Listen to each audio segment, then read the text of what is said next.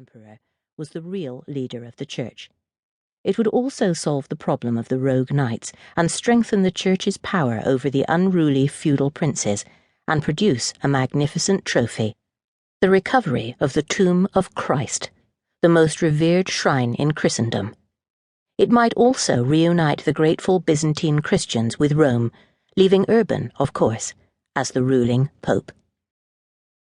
Alexios' letter reached Urban in March 1095 when he was holding a council of the Church's leaders in Piacenza, Italy.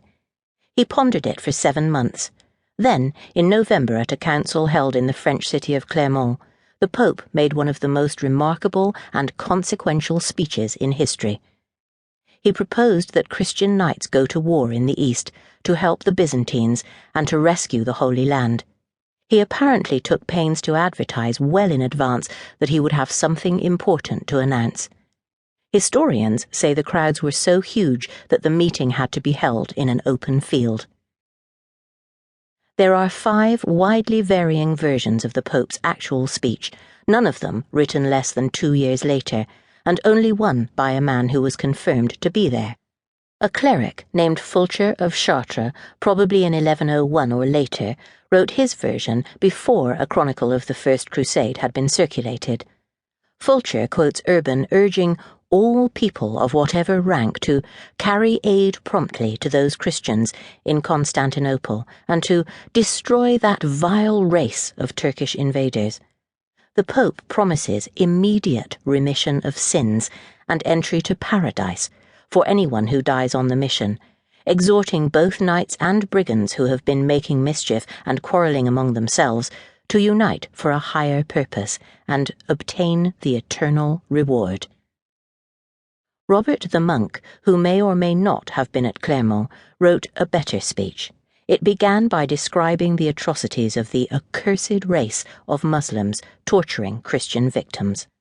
Then, Robert said, Urban admonished good Christians to take Jerusalem, a land that floweth with milk and honey, from the infidels, and subject it to yourselves. Do this, Urban said, for the remission of your sins, with the assurance of the imperishable glory of the kingdom of heaven. When Pope Urban had said this, Robert the monk wrote, all who were present were moved to cry out, "It is the will of God! It is the will of God!" Urban, he said, told the vast throng that all of them could not have had the same thought at once unless God was speaking through them. Urging them to make that chant their battle cry, "God wills it," became the Pope's call to arms of the First Crusade. Thousands in the vast audience immediately took the cross, sewing 2 strips of cloth onto the right side of their outer garments. In the next few months, Urban recruited leaders for his grand army, sending letters to nobles across Europe and encouraging eloquent preachers to whip up enthusiasm for the mission among the common people. Time, exorbitant funds, and organization were clearly needed. The Pope prodded feudal leaders to raise money to support their knights and set the date of August 15th, the feast of the Assumption of the Virgin Mary, as the target for the army of God to set out. Europe was ready for the Pope's call. By the civilized standards of Asia and the Middle East, Central Europe was a backward, dirty land, still mired in the ignorance and poverty of the Dark Ages that followed the collapse of the Roman Empire. The Catholic Church was the continent's one strong institution. Its monks and priests instilled a love of Christ in nobles and peasantry alike, tainted with the consciousness of sin and fear of eternal damnation. What passed for government was supplied by feudal rulers who fought constantly with their neighbours for control of the land.